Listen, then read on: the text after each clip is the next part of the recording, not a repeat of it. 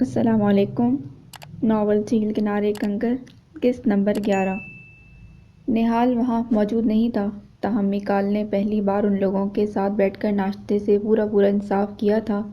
تھوڑی دیر بعد حسن صاحب اور میکال آفس کے لیے اٹھ گئے۔ تبھی اس نے مسز حسن سے پوچھا، نہال کہاں ہے آنٹی؟ ناشتہ نہیں کیا اس نے؟ صبح جلدی آفس چلا گیا، کہہ رہا تھا کوئی ضروری میٹنگ اٹینڈ کرنی ہے بزنس کے سلسلے میں۔ سچ پوچھو تو میں نہال کو لے کر بہت پریشان ہوں ہانیہ۔ کیوں، خیریت؟ مسز حسن کے تفصیلی جواب نے اسے پریشان کر دیا تھا۔ یہ تو میں بھی نہیں جانتی کہ خیریت ہے یا نہیں، مگر نہال نے واقعی مجھے پریشان کر رکھا ہے۔ کئی روز گھر سے باہر رہتا ہے۔ تمہارے یہاں سے جانے کے بعد تو سمجھو چپ لگ گئی اس لڑکے کے ہونٹوں پر، کسی سے بات ہی نہیں کرتا۔ اب بھی اتنا بیمار رہا ہے اسلام آباد، دوست کے پاس، مگر مجال ہے جو اس نے ہمیں ہوا بھی لگنے دی ہو۔ وہ تو اس کے دوست کا فون آیا تھا، اس نے بے خبری میں بتا دیا تو پتہ چلا، وگرنہ یہ لڑکا تو اسے بھی منع کر کے آیا تھا کہ کچھ بھی نہ بتانا گھر والوں کو۔ یہ کیا کہہ رہی ہیں آپ؟ سچ کہہ رہی ہوں، کوئی بات ہے جو اسے اندر ہی اندر پریشان کیے ہوئے ہے، مگر وہ ہنسی ماحول میں چھپا لیتا ہے۔ میں بات کروں گی نہال سے۔ مسز حسن کی باتوں نے اسے پریشان کر دیا تھا، تبھی اس نے انہیں اطمینان دلایا۔ میکال دوپہر کے کھانے کے لیے گھر آیا تو ہانیہ نے اس کی فیورٹ ڈشز بنا رکھی تھی۔ کچن کی گرمی کے سبب اس کا برا حال ہو رہا تھا۔ وہ خفا ہو گیا۔ ہانی، میں نے منع کیا ہے نا تمہیں کچن میں گھسنے سے، دیکھو ذرا اپنا حال۔ کچھ نہیں ہوتا، مجھے گھر کا کام کاج کر کے خوشی ملتی ہے۔ وہ تو ٹھیک ہے، مگر اپنا حال بھی تو دیکھو۔ حال بھی ٹھیک ہے، آپ پریشان نہ ہوں، جلدی سے کھانا کھا کر بتائیں کیسا بنا ہے۔ ٹھیک ہے، میں فریش ہو کر آتا ہوں۔ نرمی سے اس کے گال دبدباتے وہ اپنے کمرے کی طرف بڑھ گیا۔ فریش ہو کر وہ کھانے کی ٹیبل پر آیا تو وہ کہے بغیر نہ رہ سکی، نہال تو نہیں آئے گا کھانے کے لیے؟ پتہ نہیں اس نے آفس میں بھی کچھ کھایا ہوگا کہ نہیں۔ میکال کا سالن کے ڈونگے کی طرف بڑھتا ہاتھ وہیں رک گیا۔ کھا لیا ہوگا، یو ڈونٹ وری۔ مما بتا رہی تھیں وہ بیمار رہا ہے، آپ نے بتایا کیوں نہیں مجھے؟ کیا بتاتا، اس نے تو گھر والوں کو بھی خبر نہیں ہونے دی۔ آپ ہی آپ۔ اس کا لہجہ خشک ہو گیا۔ تب پھر اس سے پہلے کہ وہ مزید کچھ کہتی، وہ اٹھ کھڑا ہوا۔ سوری، مجھے بہت ضروری کام یاد آ گیا ہے، میں چلتا ہوں، شام میں کھا لوں گا۔ سپاٹ چہرے کے ساتھ نرمی سے کہتا وہ فوراً ڈائننگ ہال سے نکل گیا۔ پیچھے ہانیہ اسے روکتی رہ گئی۔ رات میں نہال لیٹ گھر آیا تھا۔ میکال کا موڈ البتہ فریش تھا۔ کھانا کھانے کے بعد فارغ ہو کر وہ بیڈ پر آیا تو ہانیہ اس کے پریس کیے ہوئے کپڑے ہینگ کر رہی تھی۔ وہ کچھ دیر اس کے فارغ ہونے کا انتظار کرتا رہا، پھر بیڈ سے اٹھ کر اسے بھی ساتھ کھینچ لیا۔ میکال کیا کر رہے ہیں؟ چھوڑیں، مجھے بہت سارے کام کرنے ہیں ابھی۔ کاموں کے لیے اس گھر میں بہت ملازم ہیں، تمہیں میں اس گھر میں اپنے لیے لایا ہوں سمجھی؟ مگر چھوڑو اگر مگر کو، آؤ میں تمہیں سلاتا ہوں۔ کیسے؟ بازو پر سر رکھو پھر بتاتا ہوں۔ وہ شوق ہو رہا تھا۔ ہانیہ نے چپ چاپ اس کے پہلو میں لیٹ کر اپنا سر اس کے بازو پر رکھ دیا۔ ہانیہ، کچھ دیر بعد جو ہی اس نے پلکیں موندی، میکال نے پکارا، تم نے مجھے بتایا کیوں نہیں کہ میں پاپا بننے والا ہوں؟ اس کی آواز کسی سرگوشی سے بلند نہیں تھی۔ ہانیہ کا دل تیزی سے دھڑکا۔ بتانے کا فائدہ بھی نہیں تھا۔ کیوں؟ وہ حیران ہوا تھا۔ ہانیہ نے نظر چرا لی۔ کیونکہ یہ خبر سننے کے بعد ہو سکتا ہے کہ آپ مجھ پر کوئی رقیق الزام لگا دیتے۔ لفظ نہیں تھے، کوئی چابک تھا جو میکال کو اپنے پیٹ پر پڑتا محسوس ہوا تھا۔ ستاروں سی روشن آنکھوں کی چمک اچانک ماند پڑ گئی تھی۔ تم نے اب تک اس بات کو دل سے لگا رکھا ہے؟ نہیں تو پھر بار بار کوڑے کیوں مارتی ہو؟ کتنی بار میں تم سے اپنے الفاظ کی معافی مانگ چکا ہوں۔ کیسا دل ہے تمہارا جس میں ذرا سی بھی معافی کی گنجائش نہیں؟ میں نے آپ کو معاف کر دیا ہے تو دوبارہ لفظوں کے چابک نہ مارنا پلیز۔ وہ سب ایک غلط فہمی کا رد عمل تھا جو اب دور ہو گئی ہے، اسی لیے پلیز تم اپنا دل صاف کر لو۔ میں نہیں چاہتا کہ ہماری خوبصورت ازدواجی زندگی کسی غلط فہمی کی بھیٹ چڑھ کر برباد ہو جائے۔ ہانیہ کا چہرہ ہاتھوں میں لیے وہ اس کے گال سہلاتا بتا رہا تھا۔ ہانیہ نے پھر پلکیں موند لی۔ کیا ہوا میکال حسن؟ اگر آپ کی یہ وارفتگیاں عائشہ جی دیکھ لے، کسی پرائی لڑکی کے ناز تو نہیں اٹھا رہا، اپنی بیوی سے محبت کر رہا ہوں۔ پھر بھی گئے دنوں میں ہو سکتا ہے یہی الفاظ کبھی آپ نے عائشہ جی کے لیے بھی کہے ہوں۔ ہو سکتا ہے، مگر لفظ کسی کی میل نہیں ہوتے ہانی، نہ کسی کی اترن ہوتے ہیں جو ایک بار استعمال کے بعد دوبارہ استعمال ہی نہ کیے جا سکے۔ صحیح کہا آپ نے، لفظ کسی کی میل کسی کی اترن نہیں ہوتے، مگر ایک اثاثہ ضرور ہوتے ہیں جن کی تقسیم تکلیف دہ ہوتی ہے۔ مجھے نہیں دیتی۔ میں نے خود کو سمجھا لیا ہے کہ جو چیز میرے اختیار اور نصیب میں نہیں، میں اس کے لیے اگر ساری عمر بھی روتا رہوں تو کوئی فائدہ نہیں۔ پھر کیوں نہ میں اس چیز کو قبول کر لوں جو میرے نصیب میں لکھ دی گئی ہے۔ اچھی سوچ ہے، مگر مجھے آپ کی اسی بات نے متاثر کیا تھا کہ آپ عائشہ جی کے علاوہ اور کسی کا بھی تصور گناہ سمجھتے تھے۔ میرے نزدیک محبت میں وحدانیت ہی اسے اس کی حقیقی منزل تک پہنچاتی ہے۔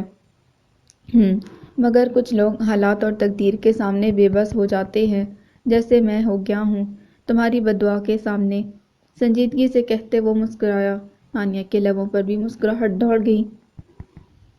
سنا ہے آپ نے ماڈلنگ شروع کر دی ہے؟ نہیں، ایسی تو کوئی بات نہیں، وہ مسکرایا۔ اصل میں میرا ایک دوست ہے، کسی پرائیویٹ چینل کے لیے کام کرتا ہے۔ اس کی شوٹنگ تھی انگلینڈ میں، مگر مطلوبہ ماڈل اینڈ ٹائم پر دغا دے گیا، تبھی مجبوراً مجھے قربانی کا بکرا بننا پڑا۔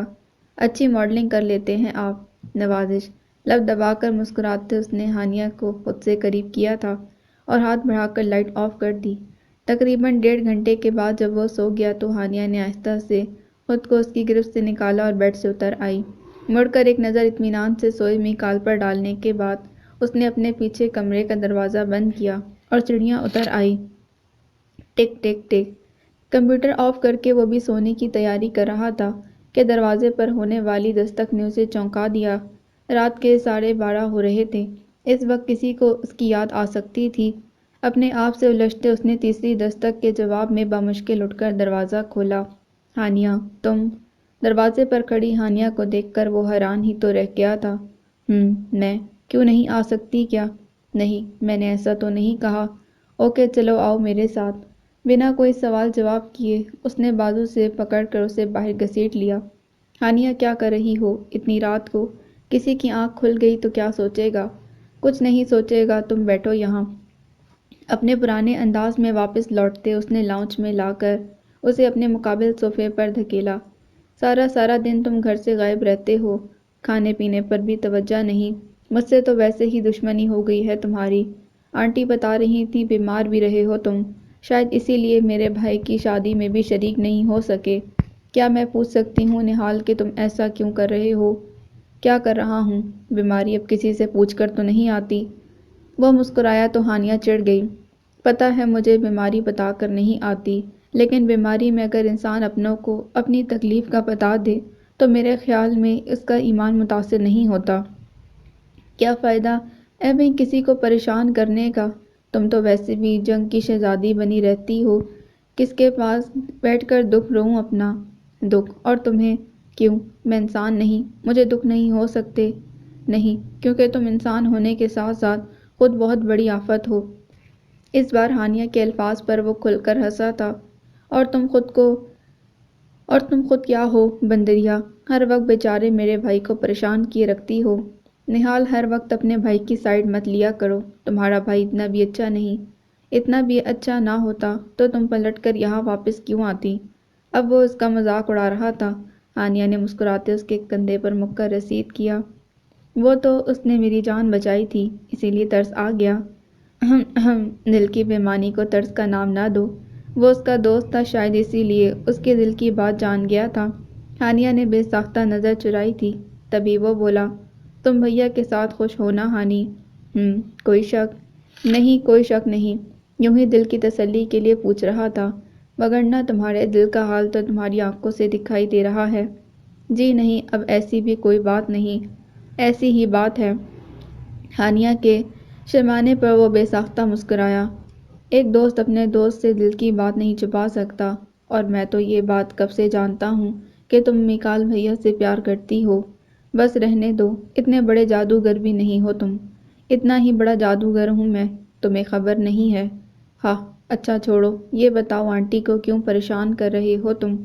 کب پریشان کیا ہے یار؟ بس وہ ماں ہے تو ذرا زیادہ محسوس کرتی ہیں، وگرنہ ایسی تو کوئی بات نہیں۔ سچ کہہ رہے ہو نا؟ مجھے تو لگتا ہے کسی لڑکی کا چکر ہے۔ ہا ہا ہا، تم اور تمہاری سوچ۔ کیوں، سچ نہیں ہے؟ کھاؤ میرے سر کی قسم کہ ایسی بات نہیں۔ ہانیہ، تم پاگل تو نہیں ہو گئی؟ میں شروع سے ہی پاگل ہوں۔ تم مجھے چھوڑو اور بتاؤ جو میں پوچھ رہی ہوں۔ کیا بتاؤں؟ یہی کہ کون ہے وہ لڑکی؟ کیوں؟ تاکہ تم جا کر اسے میری برائیاں بتا دو اور وہ بھاگ جائے۔ اس کا مطلب ہے میرا قیاس صحیح نکلا۔ ہوا میں تیر چلاتی ہو پاگل جو ٹھہری۔ چلو ہوا میں تیر ہی صحیح، مگر لگتا تو نشانے پر ہے نا۔ اس بار وہ پھر مسکرایا۔ چلو بتاؤ شاباش، کون ہے وہ؟ کیوں بتاؤں؟ تم تو مجھ سے ناراض تھی۔ اب ناراض نہیں ہوں، پلیز بتاؤ۔ بتاؤں گا مگر ابھی نہیں۔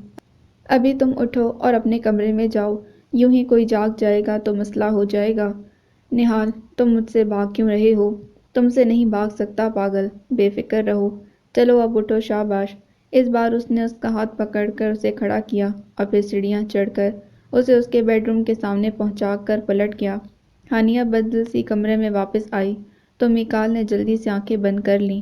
وہ اسے کبھی بھی یہ احساس نہیں دلانا چاہتا تھا کہ اس کے بیڈ سے اترتے ہی اس کی آنکھ کھل گئی تھی اور تب سے اب تک وہ جاگ کر اس کا انتظار کر رہا تھا۔ تاہم دل کے اندر کہیں اعتبار کا ایک چراغ ضرور بجھ گیا تھا۔ ہانیہ، وہ اپنی وارڈروب ٹھیک کر رہی تھی جب گھر کے اندر داخل ہوتے ہی نہال نے اسے پکارا۔ مسز حسن جو کچن میں تھیں فوراً باہر نکل آئیں۔ ہر وقت ہانیہ ہانیہ، کبھی اپنے ساتھ بھی وقت گزار لینے دیا کرو اسے۔ اپنے ساتھ ہی وقت گزارتی ہے ماما، میں نے تو اس کی کمپنی میں بیٹھنا بہت کم کر دیا ہے۔ اچھی بات ہے، سارا کا فون آیا تھا، گھر آنا چاہ رہی ہے۔ تمہیں اگر فرصت ہو تو اسے لے آؤ جا کر۔ میں نہیں جا سکتا ماما، سوری۔ کیوں، تم کیوں نہیں جا سکتے؟ بس دل نہیں چاہ رہا۔ سدھر جاؤ نہال، چھوڑ دو یہ بچپنا۔ تمہارے پاپا کو تم سے بڑی توقعات ہیں۔ پورا اتر تو رہا ہوں ان کی توقعات پر ماما، اور کیا کروں؟ دلچسپی لو گھر میں اور کاروبار میں بھی۔ سمیر نے سارا کے لیے پرپوزل دیا ہے۔ تمہارے پاپا اس بات کو لے کر بہت خوش ہیں۔ اینا اور کمال بھی خوش ہیں۔ اینا نے تو باقاعدہ تیاری بھی شروع کر دی ہے شادی کی۔ تو یہ سب آپ مجھے کیوں بتا رہی ہیں؟ اسی لیے کیونکہ تمہارے پاپا مائرا کے ساتھ تمہارا رشتہ طے کرنا چاہ رہے ہیں۔ واٹ؟ اسے جیسے شوق لگا تھا۔ ہاں، اینا اور کمال کی بھی یہی خواہش ہے، بلکہ کمال بتا رہا تھا کہ خود اینا نے ہی اس خواہش کا اظہار کیا ہے۔ سارا کو بھابھی بنانے کے ساتھ ساتھ وہ تمہیں بھی اپنے بہنوئی کے روپ میں دیکھنا چاہتی ہے۔ مجھے اس سے کوئی مطلب نہیں کہ وہ کیا چاہتی ہے کیا نہیں، میں صرف اتنا جانتا ہوں کہ میں کسی بھی قیمت پر مائرا کے ساتھ شادی نہیں کر سکتا۔ اس کے تو جیسے تن بدن میں آگ لگ گئی تھی تبھی میکال نے وہاں قدم رکھے تھے۔ کیوں؟ نہال چونکا اور اس نے بے ساختہ مڑ کر پیچھے دیکھا۔ کیونکہ میں اسے ایز اے لائف پارٹنر پسند نہیں کرتا۔ میرے نزدیک سارا اور مائرا میں کوئی فرق نہیں۔ یہ کوئی وجہ نہیں، یہی وجہ ہے، اس کے علاوہ اور کوئی وجہ نہیں۔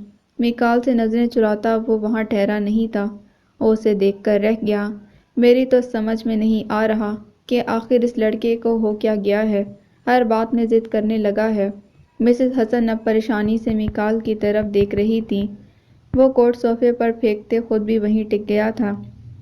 آپ پریشان نہ ہوں، انشاءاللہ سب ٹھیک ہو جائے گا۔ انشاءاللہ۔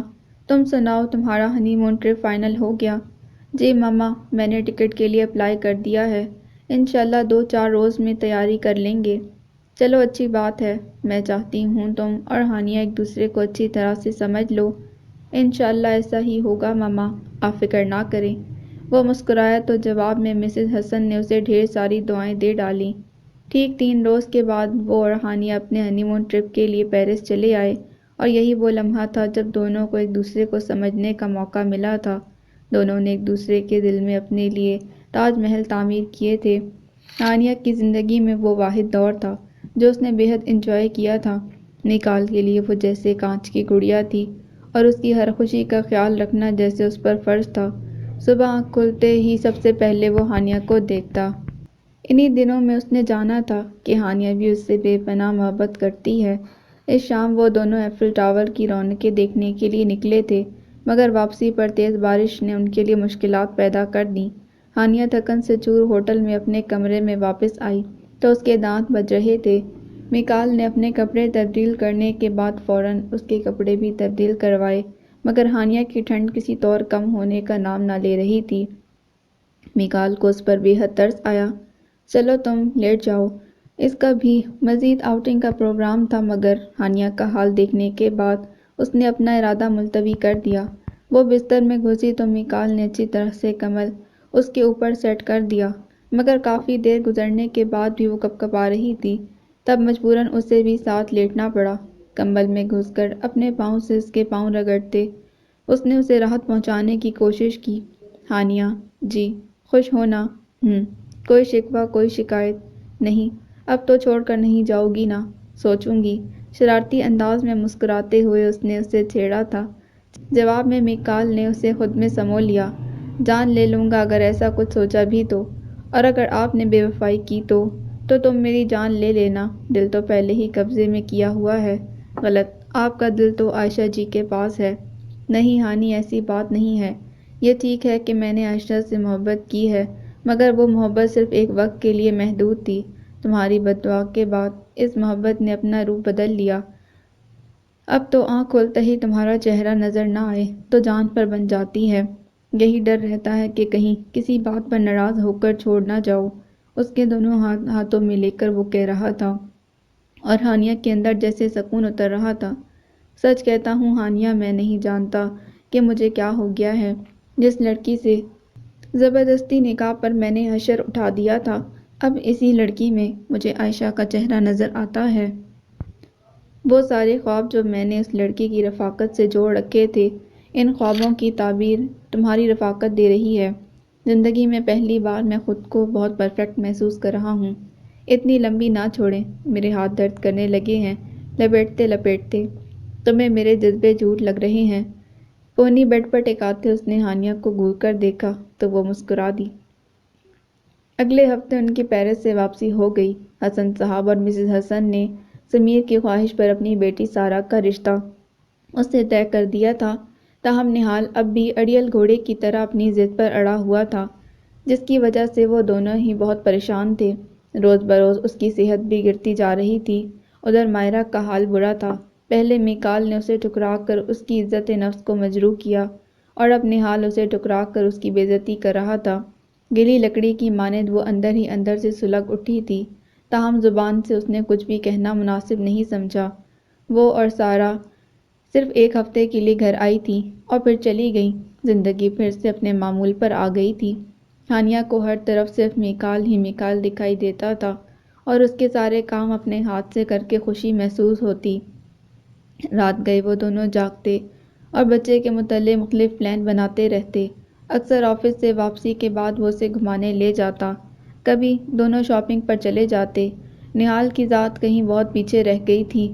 وہ چاہتا بھی تو زبردستی ہانیہ کی توجہ اپنی طرف مبذول نہیں کروا سکتا تھا، اسی لیے اس نے خود کو اپنے کمرے تک محدود کر لیا۔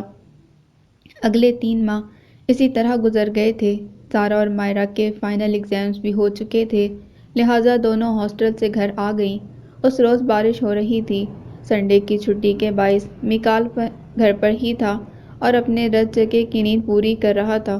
بارش نے زور پکڑا تو ہانیہ کو پیرس یاد آ گیا۔ وہ فوراً کمرے میں آئی اور میکال کا کمبل کھینچ دیا۔ میکال اٹھو۔ کیوں، خیریت؟ وہ کسمسایا تھا۔ ہانیہ نے اس کا بازو پکڑ کر زبردستی بیڈ پر بٹھا دیا۔ خیریت ہی ہے۔ باہر دیکھو کتنی تیز بارش ہو رہی ہے، چلو مل کر نہاتے ہیں۔ نہیں تم نہا لو، میرا موڈ نہیں۔ ایسی کی تیسی تمہارے موڈ کی، اٹھو۔ اجنبیت کی ساری دیواریں گر چکی تھیں۔ میکال کو ناچار بستر چھوڑنا پڑا۔ سرسبز لان میں بارش اب زور پکڑ چکی تھی، مگر وہ ہانیہ کے ساتھ بھیگتا رہا۔ اوپر اپنے کمرے کے ٹیرس پر کھڑا نہال دیر تک ان دونوں کو بارش میں بھیگتے ہوئے دیکھتا رہا تھا۔ اگلی صبح ہانیہ کی آنکھ کھلی تو خاصی دیر ہو چکی تھی۔ میکال ابھی تک مزے سے بستر میں دبکا سو رہا تھا۔ ہانیہ بال سمیٹ کر جو ہی بیڈ سے اترنے لگی، اس نے اس کا ہاتھ کھینچ لیا۔ کہاں جا رہی ہو؟ کچن میں۔ ٹائم دیکھو ذرا۔ گولی مار دو ٹائم کو، مجھے نہیں پتا۔ میکال تم پاگل تو نہیں ہو گئے؟ پاگل ہی ہوں۔ ابھی آنٹی آ گئیں تو سارا پاگل پن بھگا دیں گی۔ زبردستی ہاتھ چھڑاتے وہ بیڈ سے اتر آئی تھی۔ اچھا بات سنو، اسے پکارتے ہوئے وہ خود بھی بیڈ سے اتر آیا تھا۔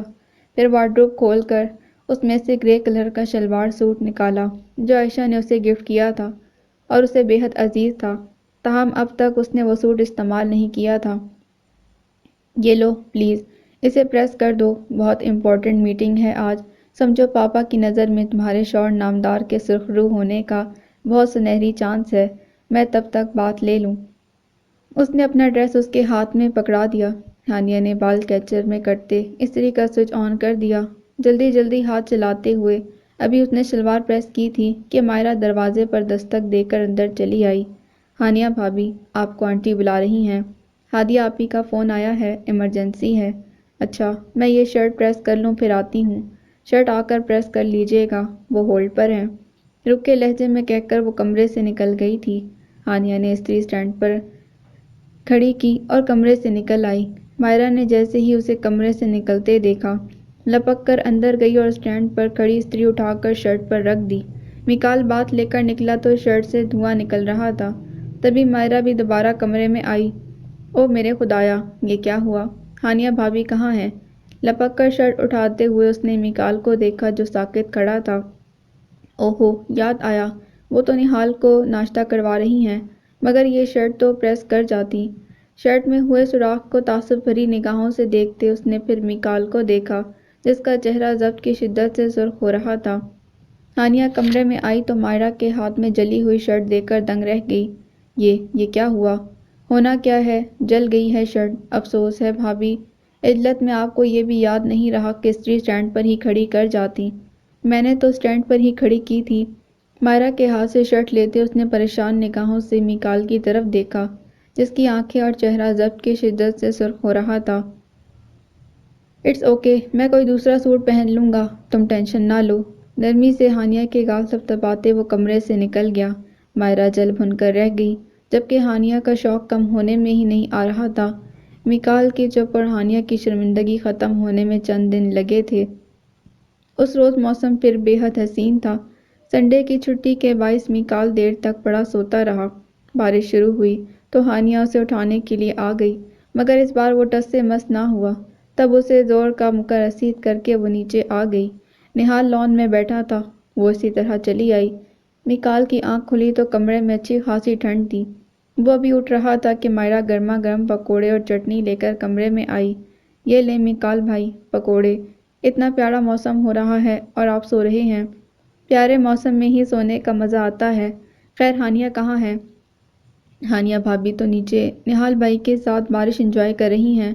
ٹرے ٹیبل پر رکھتے اس نے کچھ ایسے انداز میں کہا کہ وہ اسے دیکھتا رہ گیا۔ مائنڈ مت کیجیے گا میکال بھائی، مگر آپ نے ہانیہ بھابی کو کچھ زیادہ ہی آزادی دے رکھی ہے۔ اب وہ روز آدھی رات کو اٹھ کر جوان دیور کے کمرے میں جانے کی کیا تک بنتی ہے بھلا؟ ٹھیک ہے وہ نہال بھائی کی دوست ہے، مگر دوست ہونے کا مطلب یہ تو نہیں کہ آپ اسے شوہر کے برابر لے آؤ، جبکہ آپ کو یہ بھی پتہ ہو کہ آپ کا دیور آپ سے پیار کرتا ہے اور صرف آپ کی توجہ سے، اور پھر آپ کی وجہ سے ہی وہ کہیں اور شادی نہیں کرتا۔ اسٹاپ اٹ مائرہ، میں ہانیہ کے بارے میں ایسی فضول کوئی پسند نہیں کرتا۔ وہ تپا تھا مگر مائرہ باز نہیں آئی۔ جانتی ہوں مگر میں آپ کے دشمن نہیں ہوں میکال بھائی، جو بے پرکی اڑا کر آپ کا دماغ خراب کروں گی۔ بات صرف اتنی سی ہے کہ آپ مجھے بہت عزیز ہیں۔ عائشہ جی کے بعد جس طرح آپ نے خود کو سنبھالا میں جانتی ہوں، اسی لیے میں نہیں چاہتی کہ دوبارہ کوئی آپ کو ویسے ہی چوٹ پہنچائے۔ میں ہانیہ بھابی اور نہال بھائی میں سے کسی پر بھی بہتان نہیں لگا رہی، مگر دو نامحرم رشتوں کے مابین تیسرا ہمیشہ شیطان ہوتا ہے۔ اگر آپ نے اس بات کو سیریس نہ لیا تو نقصان اٹھا سکتے ہیں۔ وارننگ دیتے ہوئے وہ فوراً کمرے سے نکل گئی۔ پیچھے میکال کے بدن میں جیسے کسی نے آگ بھر دی تھی۔ وہ ان لوگوں میں سے تھا جو محبت کو کھو سکتے ہیں مگر شیئر نہیں کر سکتے۔ تبھی بیڈ سے اٹھ کر لان کی طرف کھلنے والی کھڑکی میں آیا۔ سامنے ہانیہ اور نہال ایک دوسرے کو تنگ کر رہے تھے۔ نہال نے ہانیہ کو پکڑ رکھا تھا، جبکہ اس کے کپڑے اس کے جسم سے چپک کر اس کی انسانیت کو خوب واضح کر رہے تھے۔ اگر وہ لڑکی اس کی محبت اور اعتماد سے فائدہ اٹھا رہی تھی تو بہت غلط کر رہی تھی۔ رات تک اس کا موڈ بگڑ چکا تھا۔ رات کا کھانا بھی اس نے بے دلی سے کھایا۔ کھانے کے بعد وہ دوست کی طرف نکل گیا۔ موسم ہنوز خراب تھا۔ ہانیہ اس کے خراب موڈ کو محسوس کرنے کے باوجود دیر تک جاگ کر اس کا انتظار کرتی رہی۔ 12:30 کے قریب کہیں وہ گھر آیا تو جاگ رہی تھی۔ کمرے میں آنے کے بعد وہ سیدھا واش روم میں گھس گیا۔ نہا کر فریش ہونے کے بعد بیڈ پر آیا تو ہانیہ کو اپنا منتظر پایا۔ کہاں گئے تھے؟ وہ بھی اتنے خراب موسم میں؟ دوست کی طرف گیا تھا، ایمرجنسی کال آ گئی تھی۔ خیریت؟ ایک کمرشل تیار کر رہا ہے، مجھے کہہ رہا تھا ماڈلنگ کے لیے۔ پھر؟ کچھ نہیں، میں نے کہہ دیا سوچ کر بتاؤں گا۔ نروٹے لہجے میں کہنے کے بعد وہ کروٹ بدل کر لیٹ گیا۔ ہانیہ دیکھتی رہ گئی۔ میکال آپ سو جاؤ ہانیہ پلیز، میرے سر میں درد ہو رہا ہے، میں اس وقت گپ نہیں لگا سکتا۔ اس بار اس کے لہجے میں کڑواہٹ تھی۔ وہ چپ چاپ لائٹ آف کر کے لیٹ گئی۔ اگلے روز اس کی آنکھ کھلنے سے پہلے ہی وہ اٹھ کر فریش ہو چکا تھا۔ ہانیہ کی آنکھ کھٹکے کی آواز پر کھلی۔ دیکھا تو سامنے وہ ڈریسنگ کے آگے کھڑا آفس کے لیے تیار ہو رہا تھا۔ وہ لپک کر قریب آئی۔ آج اتنی جلدی بیدار ہو گئے، مجھے جگایا بھی نہیں۔ ضرورت نہیں سمجھی؟ کیوں؟ پتہ ہے نا روز میں آپ کی ہیلپ کرتی ہوں تیار ہونے میں۔ وہ ناراض ہوئی تھی مگر وہ چپ رہا۔ یہ لیں، آج آپ نے یہ والی ٹائی لگانی ہے، میں موزے لے کر آتی ہوں۔ اس کی ضرورت نہیں ہے، میں لے لوں گا۔ میکال ٹھٹک کر اس کا چہرہ دیکھتے ہوئے وہ اس کے سامنے آئی تھی۔ آپ مجھ سے ناراض ہیں؟ نہیں تو ٹھیک سے بات کیوں نہیں کر رہے؟ کیا بات کروں؟ وہ پھر چڑھا تو ہانیہ کی پلکیں بھیگ گئیں۔ میں جانتی ہوں آپ مجھ سے ناراض ہیں، مگر میں یہ نہیں جانتی کہ آپ کیوں ناراض ہیں۔ کیا ایسا نہیں ہو سکتا کہ آپ مجھے معاف کر دیں پلیز؟ ہانیہ جب ایسی کوئی بات ہے ہی نہیں تو کیوں تم بیکار میں اپنا اور میرا وقت ضائع کر رہی ہو؟ گولی مارے وقت کو، مجھے نہیں پتا، بس میرے ساتھ موڈ ٹھیک کریں۔ میں آپ کی ناراضگی برداشت نہیں کر سکتی۔ پلکوں سے آنسو ٹپکاتے وہ میکال کے سینے سے سر ٹکا گئی۔ وہ ٹھنڈی آہ بھر کر رہ گیا۔ پاگل تو نہیں ہو تم؟ پاگل ہی ہوں، بھرائے لہجے میں اس نے کہا، اور میکال کی ساری ناراضگی جیسے اڑن چھو ہو گئی۔ اپنی باہوں میں بڑھتے وہ سب کچھ بھول گیا تھا۔ آنے والے دنوں میں پھر یہ کئی بار ہوا، چھوٹی چھوٹی باتوں پر دونوں کا جھگڑا ہو جاتا اور پھر مان جاتے۔ نہال کی صحت گرتی جا رہی تھی مگر سب ہی جیسے اسے غافل ہو بیٹھے تھے۔ اس روز مائرہ کچن میں ہانیہ کے ساتھ مدد کروا رہی تھی۔ مسز حسن اور سارا مارکیٹ گئے ہوئے تھے، تبھی میدان صاف پا کر اس نے اگلا وار کرنا مناسب سمجھا۔ ہانیہ بھابی، کیا آپ نے ابھی تک میکال بھائی کو دل سے معاف نہیں کیا؟ نہیں، ایسی تو کوئی بات نہیں۔ کیوں؟ مجھے ایسا لگا جیسے آپ دونوں کے درمیان کچھ اختلاف ہے، پر میکال بھائی کی سرگرمیاں بھی کچھ اچھی نہیں۔ کیا مطلب؟ نل کے نیچے پلیٹیں دھو کر رکھتی وہ ٹھٹکی۔ مطلب میری فرینڈز بتا رہی تھیں کہ وہ آج کل ایک ماڈل علیزہ کو بہت ٹائم دے رہے ہیں، اکثر آفس سے اٹھ کر اسے گھمانے اور شاپنگ کروانے لے جاتے ہیں، کبھی کبھار وہ آفس میں چلی آتی ہے۔ میری فرینڈ چونکہ میکال بھائی کے آفس میں کام کرتی ہے، اسی لیے اس کی گہری نظر ہوتی ہے ہر سرگرمی پر۔ آپ کو بھی اپنے شوہر پر نظر رکھنی چاہیے، مرد اس قابل نہیں ہوتے کہ ان پر اندھا یقین کیا جائے۔ صحیح کہتی ہو تم، مگر میکال ایسے نہیں ہیں، مجھے ان کی مصروفیات کا بھی پتہ ہے اور علیزے کا بھی، تم ٹینشن نہ لو۔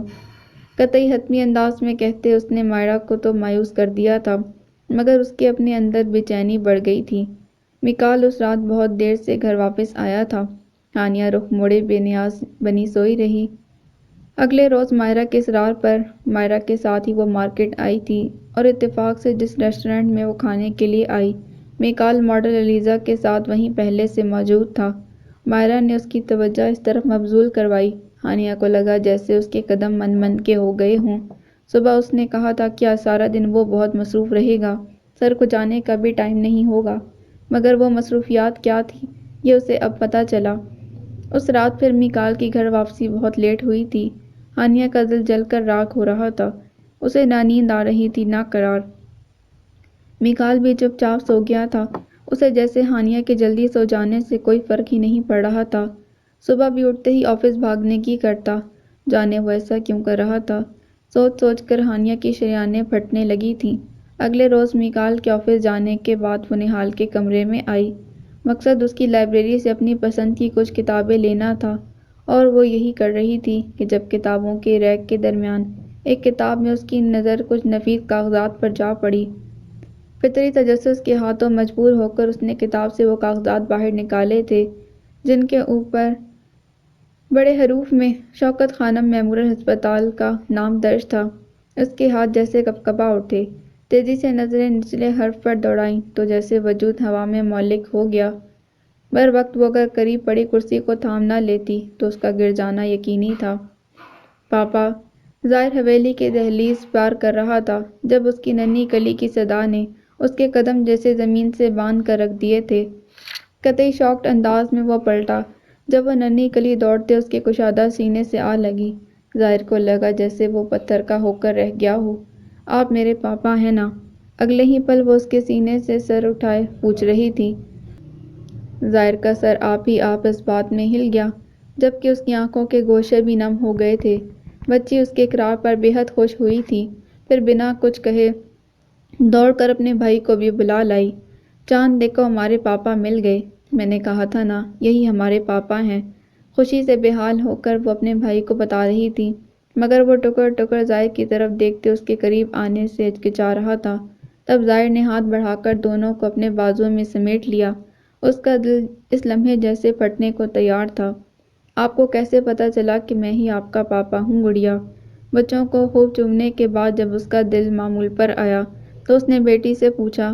جواباً وہ اس کا ہاتھ تھامتے ہوئے بولی، اس روز جب چاند درخت سے گرا تھا اور اسے چوٹ لگی تھی تو آپ ہی اسے ڈاکٹر کے پاس لے گئے تھے جبکہ ماما نے آپ کو ڈانٹا بھی تھا۔ بعد میں اشر انکل نے ماما سے آپ کے بارے میں پوچھا تو انہوں نے انکل کو بتایا کہ آپ ہی ہمارے پاپا ہیں۔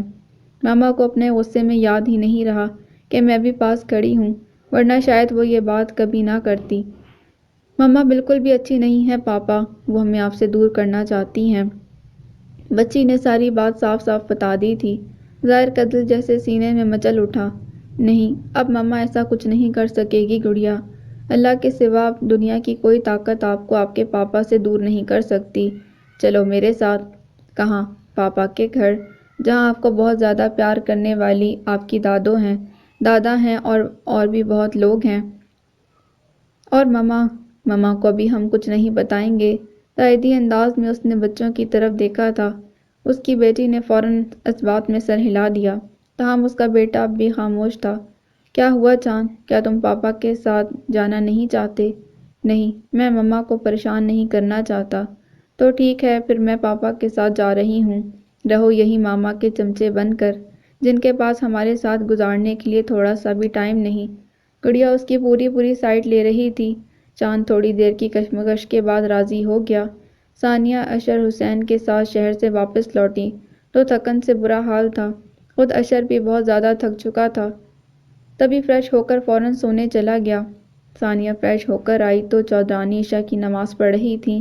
وہ وہیں ان کے قریب بیٹھ گئی۔ بچوں نے زیادہ تنگ تو نہیں کیا آپ کو؟ چودرانی کے سلام پھیرنے پر اس نے پوچھا۔ نہیں، آج تو دونوں کمرے سے ہی نہیں نکلے۔ اچھی بات ہے، میں خود بھی سارے راستے یہی دعا کرتی آئی تھی کہ وہ اپنے کمرے سے نہ نکلیں۔ چہرے پر مسکان سجائے اس نے اطمینان کا اظہار کیا۔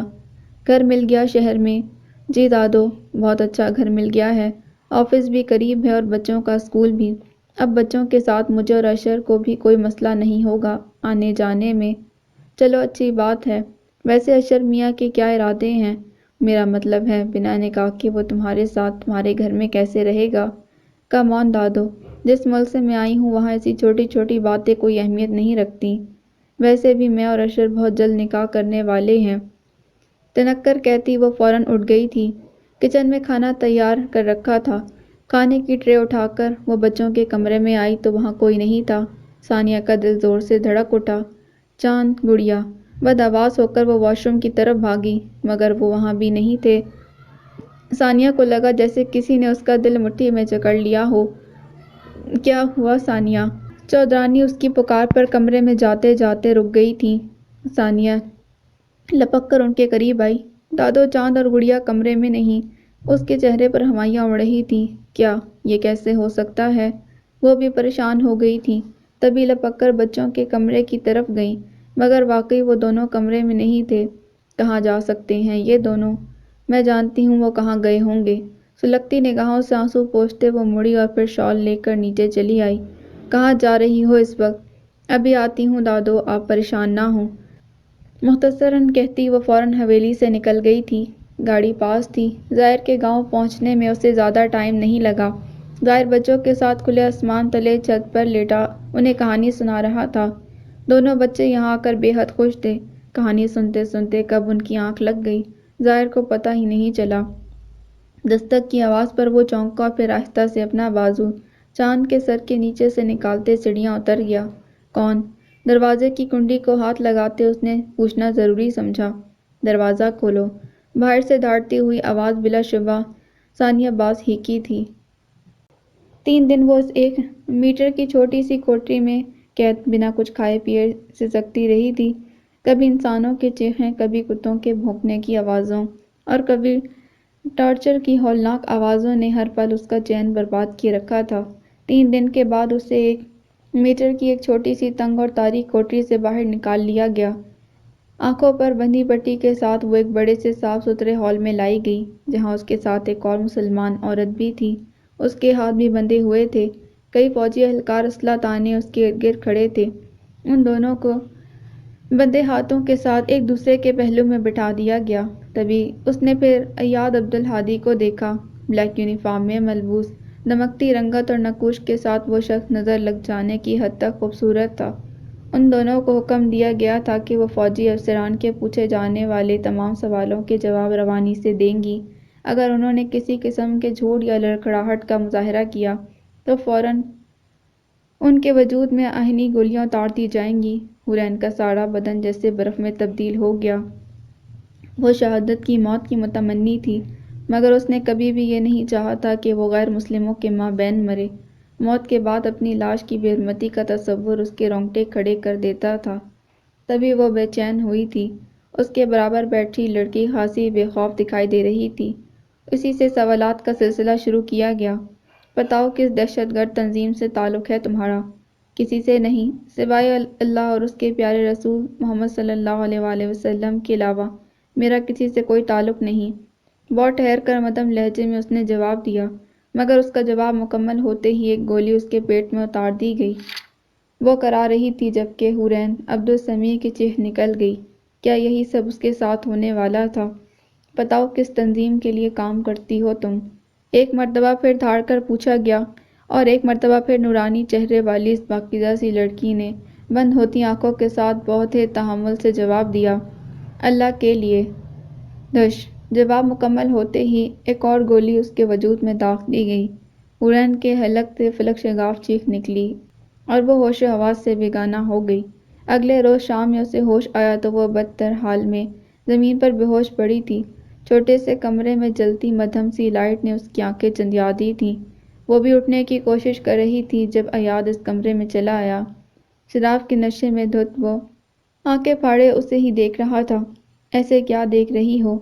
پنجوں کے بل اس کے سامنے زمین پر بیٹھتے وہ مسکرایا تھا۔ نشے سے سرخ ہوتی آنکھوں میں ناشتے عوض صاف دکھائی دے رہی تھی۔ حورین کا دل رکنے لگا۔ ایک پل میں اس کا چہرہ سفید ہو گیا۔ مضبوطی سے دوپٹہ پکڑتے ہوئے وہ کونے میں سمٹنے لگی۔ کیا چھپا رہی ہوں؟ خریدے ہوئے جسم ہیں یہ سارے، یہاں جتنی بھی عورتیں ہیں سب کے پیٹ ہم نے اپنی اولادوں سے بھر رکھے ہیں، سنا تم نے؟ وہ اس کے بال نوچتے ہوئے چلایا تھا۔ حورین کی چیخ نکل گئی، یہی کر سکتے ہو تم، بے بس مجبور انسان، سوائے قہر ڈھانے کے اور آتا ہی کیا ہے تمہیں؟ چٹا! اس کی جرأت پر اگلے ہی پل ایک زوردار تماچا اس کے گال پر رسید کیا گیا۔ بے بس مجبور؟ کس بات کی مجبوری؟ کیسی بے بسی؟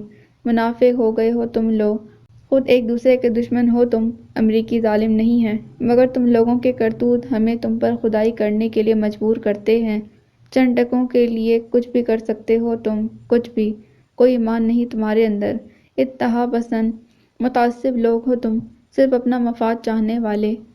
پے در پے تھپڑوں سے اس کا چہرہ سرخ کرتے وہ اس پر چلا رہا تھا، یہی انجام ہونا چاہیے تمہارا، بلکہ اس سے بھی بدتر۔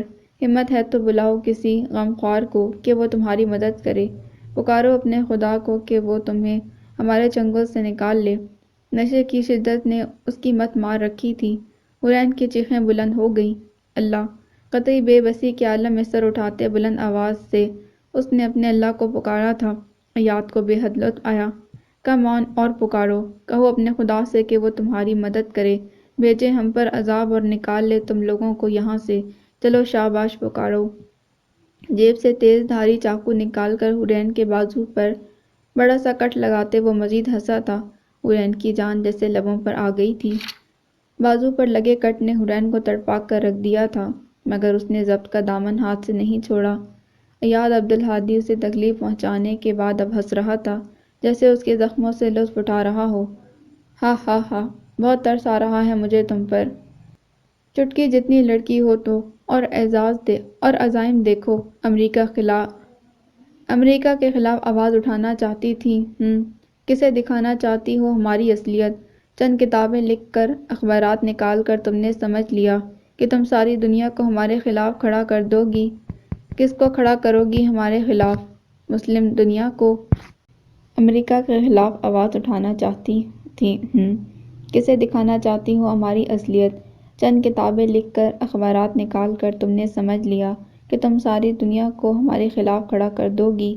کس کو کھڑا کرو گی ہمارے خلاف؟ مسلم دنیا کو، جو ہمارے ابرو کے اشارے پر کچھ بھی کر سکتی ہے۔ کچھ بھی۔ ہم جب چاہیں جس ملک سے چاہیں ڈالروں میں خرید سکتے ہیں تمہیں اور تمہارے ایمان کو۔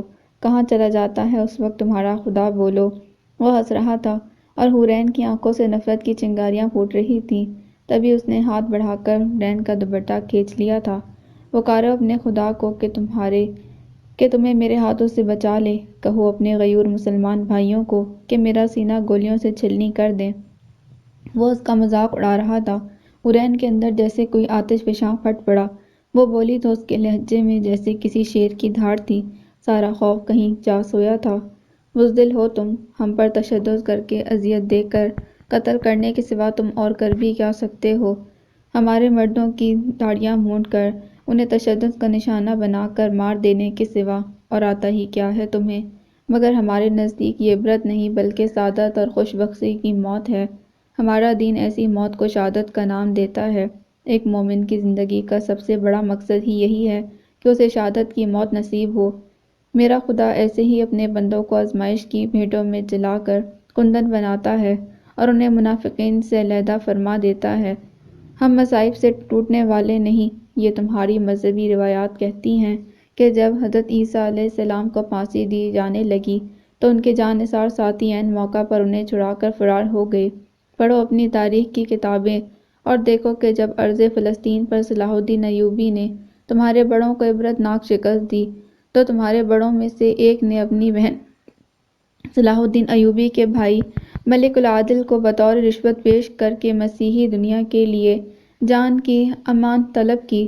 تم ہماری نہیں اپنی فکر کرو۔ ہم اگر تمہارے ہاتھوں مارے گئے تو شہید، زندہ رہے تو غازی، تم سوچو تمہارا کیا بنے گا؟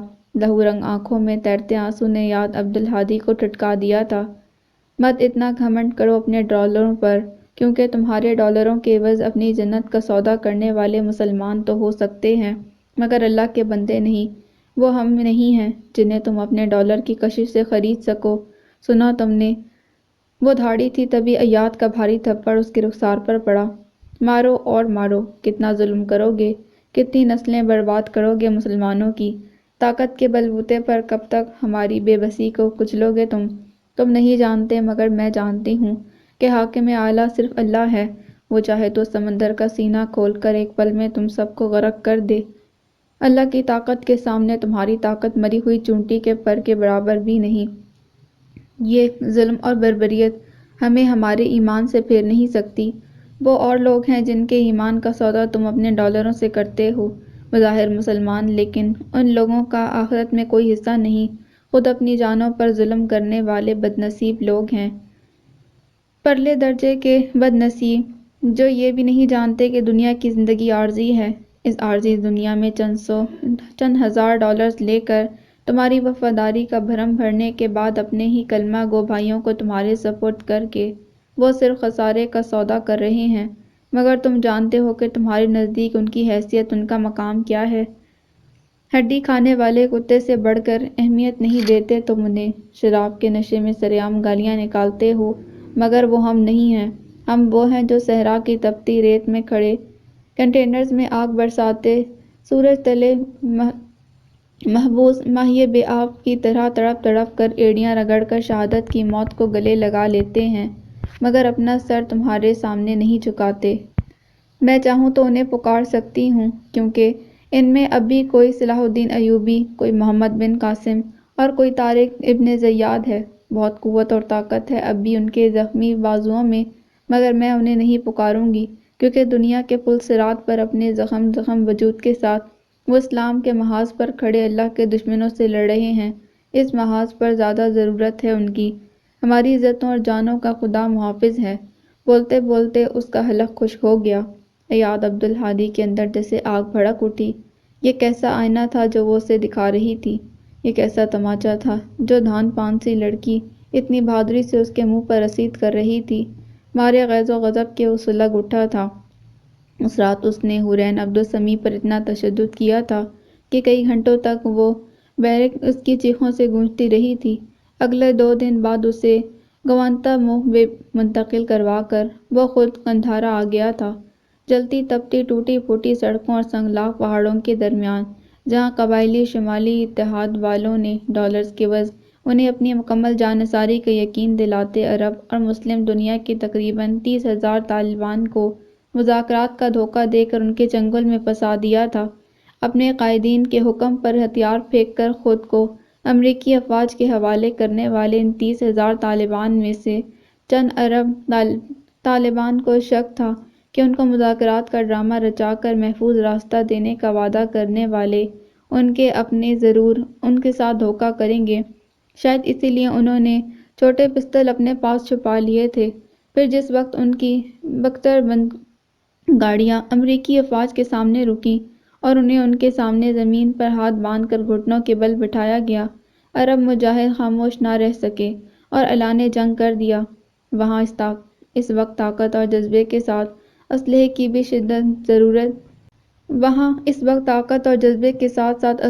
شدید ضرورت تھی، جسے وہ اپنے قائدین کے حکم پر امن کے قیام کے لیے پیچھے چھوڑ آئے تھے۔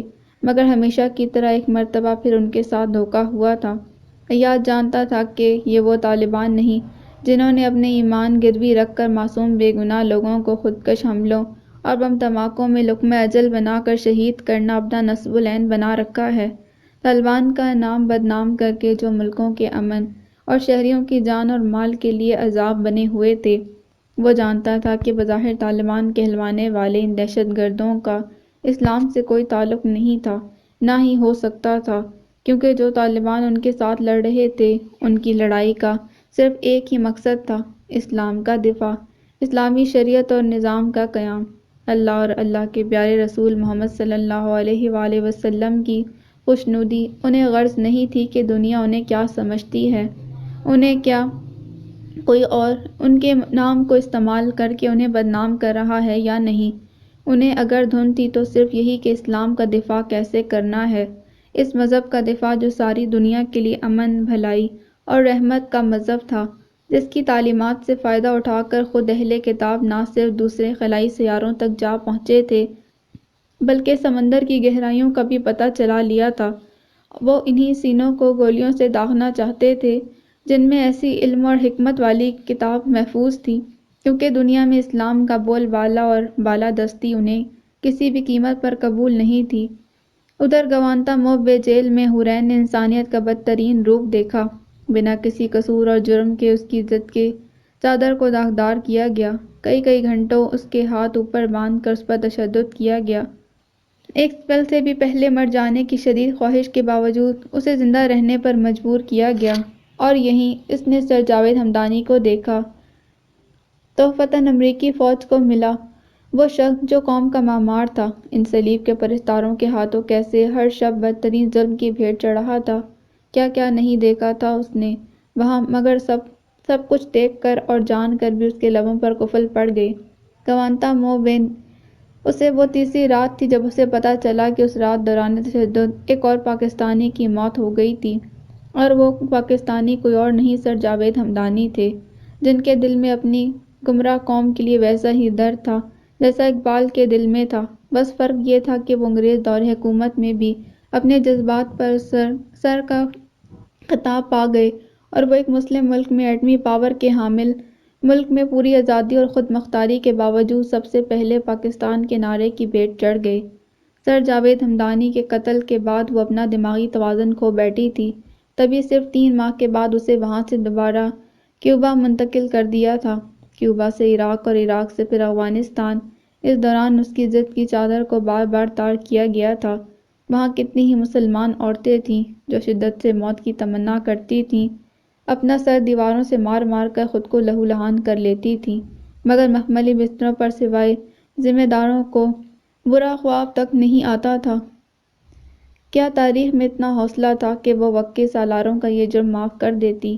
وہ دسمبر کی نہایت سرد رات تھی جب اسے شبرغان کے اس چھوٹے سے تاریک سیل سے نکال کر ایک نسبتاً بہتر اور آرام دہ کمرے میں شفٹ کیا گیا۔ اب تک نہ اس کا جرم دنیا کے سامنے لایا گیا تھا، نہ کیس۔ 100 سینکڑوں بے گناہوں کی طرح وہ بھی رل رہی تھی۔ کیا نام ہے تمہارا؟ تیز روشنی میں اس پر ٹھنڈا یخ پانی ڈال کر اسے ہوش میں لایا گیا تھا، مگر وہ آنکھیں کھل جانے کے باوجود سب کو یوں ٹکر ٹکر دیکھ رہی تھی جیسے سمجھنے کی کوشش کر رہی ہو کہ اس کے ساتھ کیا کر رہے ہیں۔ تبھی ایک مرتبہ پھر ایاد عبدالہادی اس کی نظروں کے سامنے آیا تھا۔ ہوش و حواس کھو جانے کے باوجود وہ فوراً سے اسے پہچان گئی تھی۔ اس کے ساتھی مختلف طریقوں سے اسے ٹارچر کر رہے تھے، مگر وہ بھی نہیں کر رہی تھی۔ تاہم جس وقت ان لوگوں نے اسے بے لباس کرنے کی کوشش کی، اس نے چلانا شروع کر دیا، ساتھ ہی لپک کر ایاد کا ہاتھ تھام لیا، یوں جیسے وہ اس کا خیر خواہ ہو۔ ایاد کے لیے اس کی یہ حرکت کسی شوق سے کم نہیں تھی، تاہم اس نے اپنے ساتھیوں کو اسے اس کے حال پر چھوڑنے کا کہہ دیا۔ دسمبر کی یخ بستہ رات میں برف جیسے فرش پر سکڑ کر بیٹھی وہ بہت خوف زدہ نگاہوں سے اس کی طرف دیکھ رہی تھی۔ ایاد کا دل جیسے کسی نے جکڑ لیا۔ وہ اٹھا اور اس کے مقابل جا بیٹھا، پھر اس نے ہاتھ بڑھا کر اس کے چہرے پر آئے بال پیچھے کیے۔ تو تم نہیں مانو گی کہ تمہارا طالبان کی کسی تنظیم کے ساتھ تعلق ہے؟ اکڑوں بیٹھا وہ اسے پوچھ رہا تھا۔ حورین چپ چاپ اسے دیکھے گئی۔ طالبان صرف امریکہ کے لیے ہی نہیں بلکہ تم لوگوں کے لیے بھی خطرہ ہیں، کیوں تم سمجھتی نہیں ہو؟ وہ اسے پیار سے منا رہا تھا، مگر وہ اب بھی خاموش نگاہوں سے چپ چاپ اسے دیکھ رہی تھی۔ اس کی چپ کا قفل نہیں ٹوٹ رہا تھا۔ تبھی ایاد نے سر جھکایا، پھر اپنے ساتھیوں کی طرف دیکھتے ہوئے بولا، لیو اٹ۔ اگلے 2 ماہ حورین پر زیادہ تشدد نہیں کیا گیا، مگر اس کی آنکھوں میں اب بھی بربریت کے ہزاروں واقعات دیکھے تھے۔ اس کی ذہنی حالت بہت بدتر تھی۔ پورے 2 ماہ بعد اس رات پھر وہ اس کے سیل میں آیا تھا۔ حورین 3 دن کی بھوکی تیز بخار میں جل رہی تھی۔ وہ اس کے قریب بیٹھ گیا۔ پہلی بار حورین کو اس کی آنکھوں میں نرمی نظر آئی تھی۔ اس کے چہرے پر عجیب سا نور اور اپنائیت تھی۔ کتنی ہی دیر اس کے مقابل بیٹھ کر چپ چاپ اسے دیکھنے کے بعد اس نے ہاتھ بڑھا کر اس کا گال چھوا تھا اور پھر رو پڑا۔ کتنی دیر وہ اس کے سامنے بیٹھا بچوں کی طرح روتا رہا۔ حورین اچنبھے سے اس کی طرف دیکھتی رہی، بھلا وہ کیوں رو رہا تھا؟ مگر ایک مرتبہ پھر وہ بنا کچھ کہے چلا گیا۔ آنے والے دنوں میں اس نے سنا کہ مجاہد طالبان نے اتحادی فوج کے اہم دستوں میں گھس کر بڑی کامیابی حاصل کی۔ پھر کچھ ہی روز بعد اسے بگرام جیل سے کچھ قیدیوں کی فرار کی خبر بھی سننے کو ملی، اور پھر ایک رات جب اس کی طبیعت بے حد خراب تھی، وہ ایک مرتبہ پھر اس کے سیل میں چلا آیا۔ حورین شور مچانا چاہتی تھی، مگر اس نے مضبوطی سے اپنا ہاتھ اس کے منہ پر جما دیا۔ کوئی شور مت کرنا، ابھی یہاں سے نکلو پلیز۔ اس کی آواز سرگوشی سے بلند نہیں تھی۔ حورین ہراساں ہو گئی۔ وہ اسے لے کر سیل سے نکل گیا۔ فوج کا حصہ ہونے کے باعث اسے تمام خفیہ راستوں کا پتہ تھا جہاں سے قیدی غائب کیے جاتے تھے۔ حورین نہ چاہتے ہوئے بھی اس کے ساتھ بھاگتی رہی۔ بڑی کامیابی اور مہارت سے اسے عقوبت خانے سے نکال کر جس وقت وہ باہر آیا، فوج کے دیگر افسران کو شک ہو گیا تھا اور فوراً خطرے کا ہنگامی سائرن بج اٹھا۔ تب اس نے حورین کا ہاتھ تھام کر جنگل کا رخ کر لیا۔ بھاگتے بھاگتے حورین کی ہمت جواب دے گئی۔ اس کی طبیعت بھی ٹھیک نہیں تھی، تبھی اس نے مزید بھاگنے سے انکار کر دیا۔ ایاد نے ایک نظر اس کے حال پر ڈالی، پھر اسے اٹھا کر قریبی گھنے درختوں کے جھنڈ میں لے آیا۔ وہ بے ہوش ہونے کے قریب تھی۔ ادھر اتحادی افواج میں جیسے کھلبلی مچ گئی تھی۔ مشکوک تو ان کی نظروں میں وہ پہلے ہی ہو چکا تھا۔ پچھلے کتنے دنوں سے اس پر نظر رکھی جا رہی تھی، اور اب جب کہ اسے غداری کے جرم میں گرفتار کیا جانا تھا، وہ حورین کو لے کر فرار ہو گیا۔ اس نے حورین سے کہا کہ پکارو اپنے خدا کو اور کہو اسے کہ وہ تمہیں میرے قہر سے بچائے۔ پتہ نہیں حورین نے اس پاک ذات کو اس وقت پکارا تھا یا نہیں، مگر وہ اس کے دل میں آ گیا تھا۔ حورین کی باتوں نے اس کے اندر غصے کے ساتھ ساتھ عجیب سی بے چینی بھر دی تھی۔ نتیجتاً اس نے مسلمان قیدیوں پر اپنے مظالم زیادہ کر دیے تھے، مگر یہ بے چینی تھی کہ کم ہونے کی بجائے بڑھتی جا رہی تھی۔ اور اس کا دل چاہتا کہ وہ دیواروں سے سر ٹکرائے۔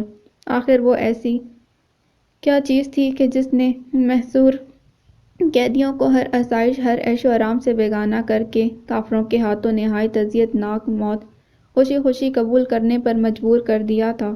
وہ کیا چیز تھی جو ان لوگوں کو ظلم اور جبر کے سامنے جھکنے نہیں دیتی تھی؟ وہ کیا تھا جس کے لیے وہ جفا کش ساری عیش و آرام دولت کو ٹھوکر مار کر سر پر کفن باندھے اپنے سے 3 گنا بڑی طاقت سے لڑنے کو تیار ہو گئے تھے؟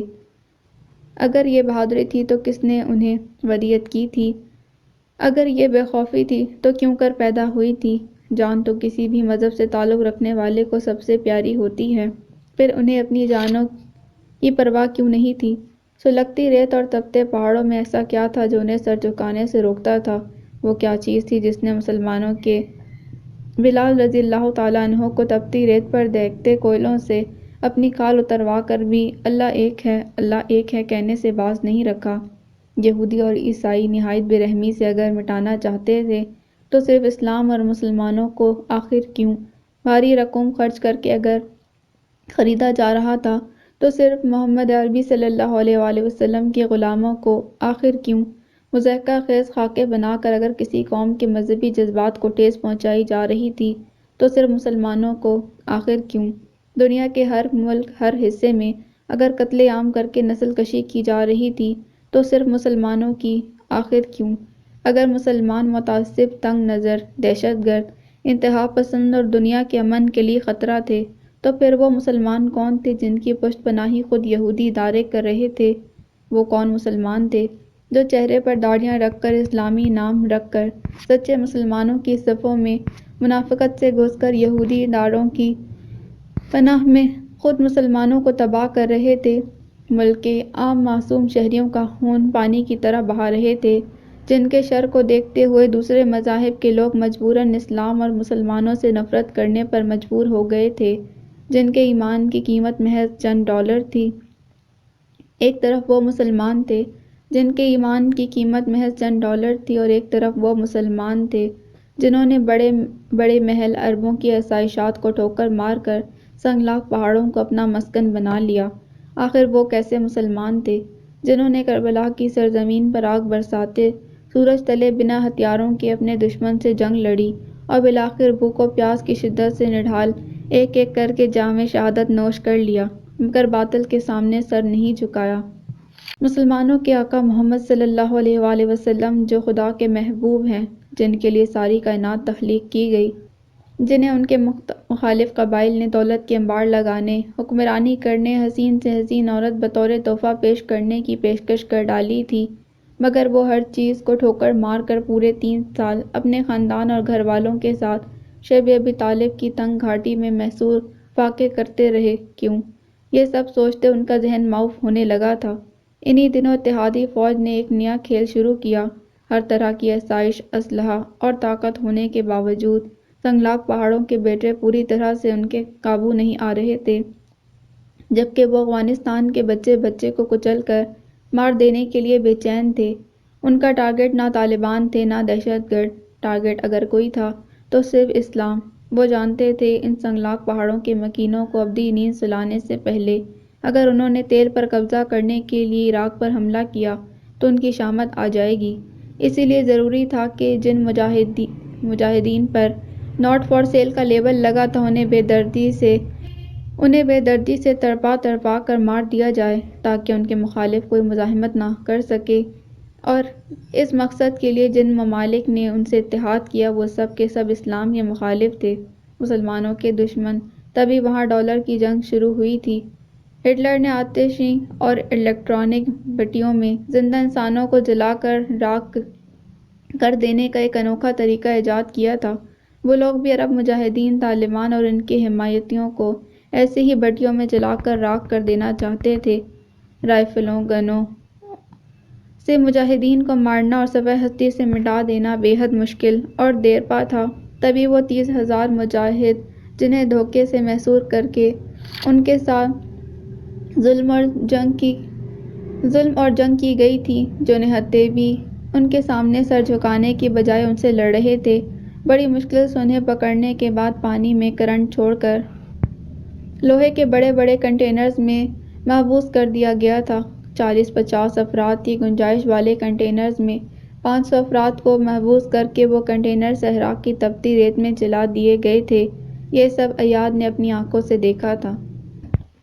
آتشی اور الیکٹرانک بھٹیوں میں تو قیدی لمحوں میں جل کر راکھ ہو جاتے تھے، مگر ان کنٹینرز میں قید مجاہد ماہی بیاب اور مرغ بسمل کی طرح تڑپتے۔ جب اوپر سے سورج آگ برساتا اور نیچے سے صحرا کی گرمی ریت شعلے اگلتی تو لوہے کا کنٹینر جہنم بنا جاتا اور ان میں محبوس قیدیوں کے چیخنے، تڑپنے، آہ و بکا کرنے اور اپنا سراہنی چادروں سے مارنے کی آوازوں کے ساتھ ساتھ دل لرزا دینے والی قرآنی آیات کا ورد کرنے والی آوازوں پر جہاں اس کے ساتھی دلچسپی سے ہنستے، کہکے لگاتے تھے، وہیں وہ جیسے پتھر ہو کر رہ گیا تھا۔ وہ کیا چیز تھی جو اس عالم میں بھی قرآن کو بھولنے نہیں دے رہی تھی؟ بہت اچانک اس کے دل اور دماغ پر حملہ ہوا اور اس نے بے بسی سے ہتھیار پھینک دیے۔ جنت کے بدلے دنیا کا سودا کر لینے والے بد نصیب کس قدر خسارے میں تھے، کاش وہ جان پاتے۔ کئی روز کی اندرونی جنگ کے بعد بالآخر وہ ہار گیا۔ تبھی اللہ نے جیسے اس کے دل اور دماغ کو کھول دیا۔ بے شک وہ جسے چاہتا ہے ہدایت دیتا ہے۔ وہ مسلمان تھا، اس کی رگوں میں اسلامی خون تھا، تو جیسے یہ خون جوش نہ مارتا۔ کتنی ہی راتیں اس نے اپنی حیوانیت پر رو رو کر اللہ سے معافی مانگتے ہوئے گزاری تھی۔ پھر اس نے جاب چھوڑ کر علی الاعلان مجاہدین کے ساتھ شامل ہونے کے بجائے فوج میں رہ کر سینکڑوں بے گناہ قیدی مسلمانوں کی چپ چاپ مدد کرنے کا فیصلہ کر لیا، مگر اس کا یہ منصوبہ زیادہ دنوں تک خفیہ نہ رہ سکا۔